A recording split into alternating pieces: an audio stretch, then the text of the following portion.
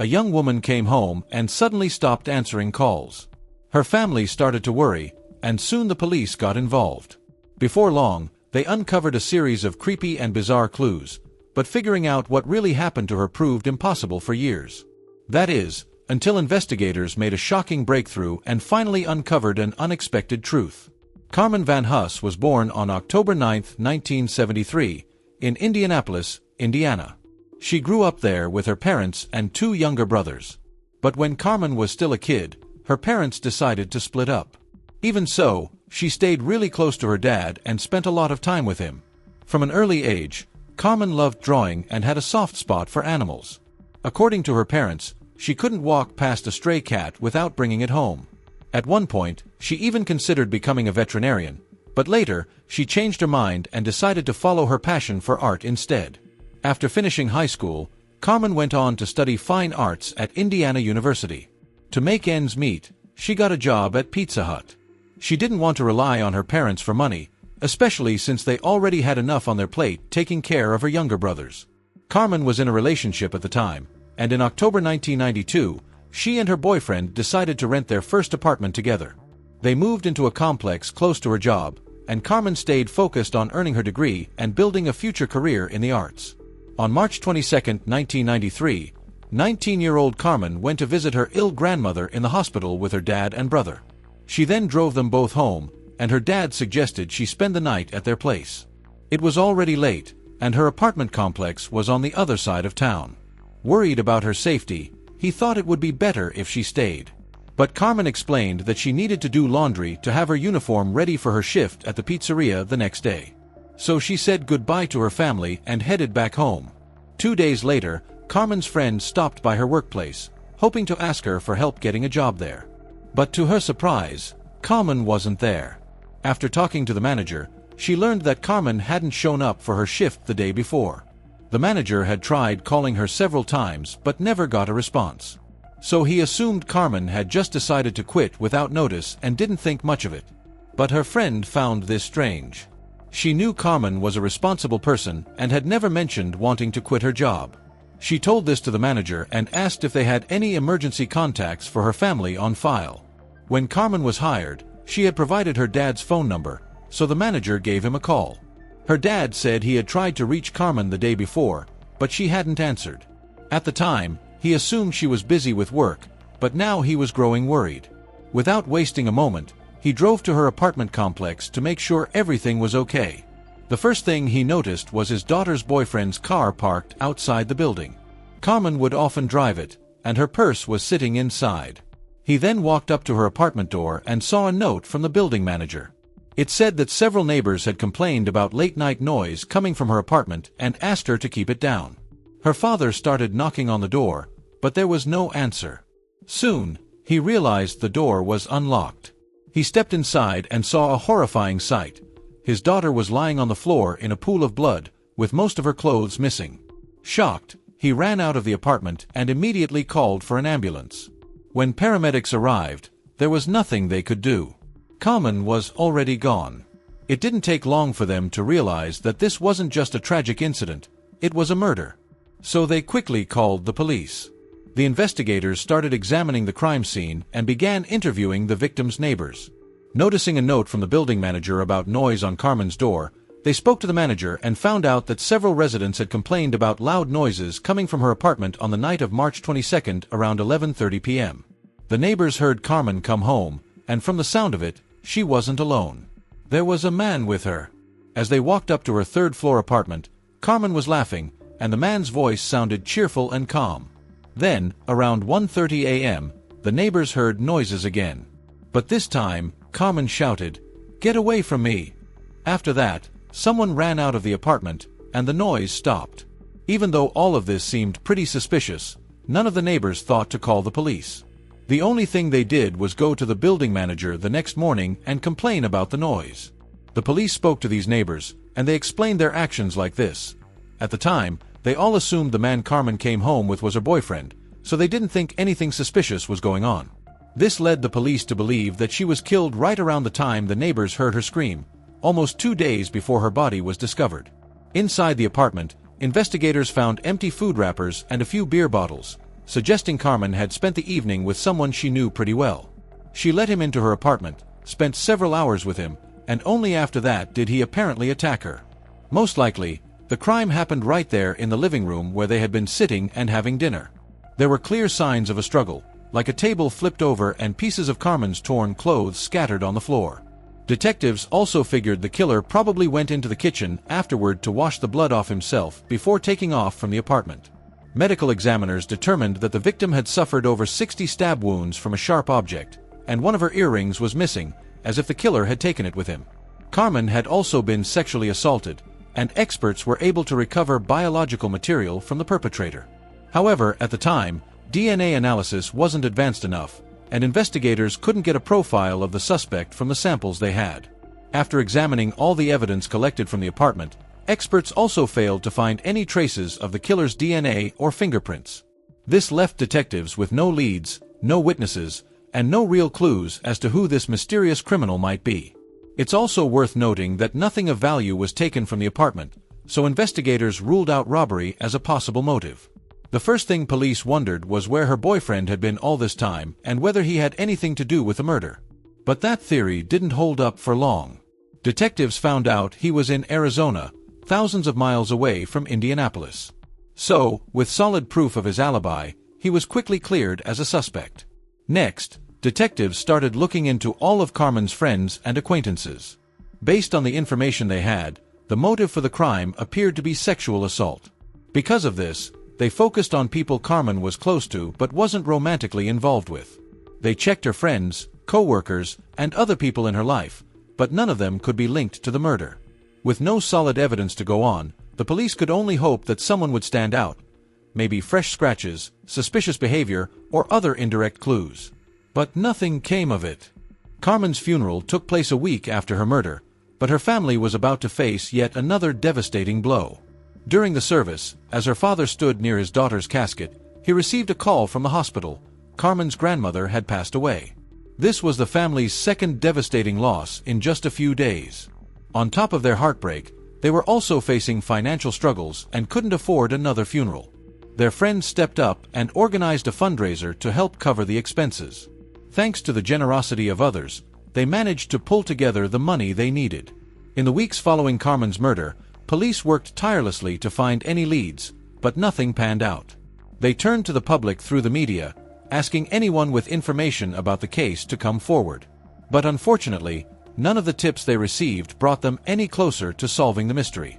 The case eventually went cold and stayed that way for years. Detectives would check in on it from time to time, but no matter how many times they looked, they couldn't find any new leads. Carmen's family never gave up fighting for justice. They kept in touch with investigators, gave interviews to local TV stations and newspapers, and begged the public to come forward with any information that could help. But no matter how hard they tried, nothing ever came of it. Carmen's father was never able to return to a normal life. After losing his daughter, he spent years seeking justice for her until, in 2002, he tragically passed away in a car accident. After their father's death, Carmen's younger brother, Jimmy, took it upon himself to keep the case alive. He stayed in regular contact with the police, hoping for any updates, but every time, he was met with the same response: they still didn't have a single lead. This dragged on for more than 10 years, with investigators hitting dead end after dead end, never getting any closer to figuring out who the killer was. In 2013, Detective William Carter took an interest in the case. Even though Carter wasn't part of the homicide unit and usually handled other types of crimes, he had a soft spot for cold cases. In fact, he'd even managed to solve one before, all on his own time. Carter reached out to Carmen's family and began digging into the investigation. Since he could only work on it outside his regular job, the process stretched on for months. The first thing Carter did was ask for a fresh analysis of the evidence from Carmen's apartment, focusing on finding any foreign DNA. Forensic experts went back over several items from a trash bag and actually managed to pull some genetic material. But there was a problem. The sample was only partial, so they couldn't pinpoint who it belonged to. The only thing they could confirm was that the DNA came from a man. Then, in 2015, Carter pushed for a DNA analysis of biological samples taken from Carmen's body. He was hopeful that modern forensic technology would finally give them a clear profile of the killer, moving the case forward. But the results from the lab delivered a shocking twist. The DNA from the body belonged to a woman. Carter knew right away something wasn't right. After digging deeper, he found out the lab had made a huge mistake. They'd mixed up Carmen's DNA with the suspect's samples. He asked for a new analysis, but this time, the lab refused, claiming they didn't have the funds, even though the error was on them. To make things worse, the police department had already paid the lab $1,600 for the botched analysis, and there was no chance of getting that money back. The department refused to pay for another round of testing, but Carter wasn't about to give up. He was sure that re-examining the evidence could finally bring justice for Carmen. Determined, he took a bold step. He started a crowdfunding campaign, asking the public for help. To show his own commitment, Carter even contributed part of the needed funds out of his own pocket. To his surprise, the response was huge. In just 7 hours, he blew past the fundraising goal. Carter announced that any extra money would go toward boosting the existing reward for information about the case, which was already sitting at $10,000. He was ready to request a new DNA analysis, this time with the correct samples. But just 2 days after the funds were raised, he called Carmen's brother with unexpected news. He had been ordered to stop working on the case. While the police department didn't outright say the decision was linked to the crowdfunding campaign, it was pretty clear the fundraiser had stirred up mixed reactions from the public. A lot of people wondered why such a crucial test wasn't being paid for by the department and why regular folks had to foot the bill instead. Still, Carter had no shortage of supporters. When Carmen's brother found out about it, he immediately started a petition demanding Carter be put back on the case. The petition took off fast, grabbing attention from local media and hundreds of upset residents, who started bombarding the police department with complaints. The public outcry was so huge that the department was forced to hold a press conference that same day. They claimed it had all been a misunderstanding and insisted that Carter was never barred from working on the case. To calm the backlash, they also announced that all donations would be refunded and promised to cover the cost of the DNA test themselves. Eventually, Carter was allowed back on the case and immediately requested a new analysis of the biological samples taken from Carmen's body.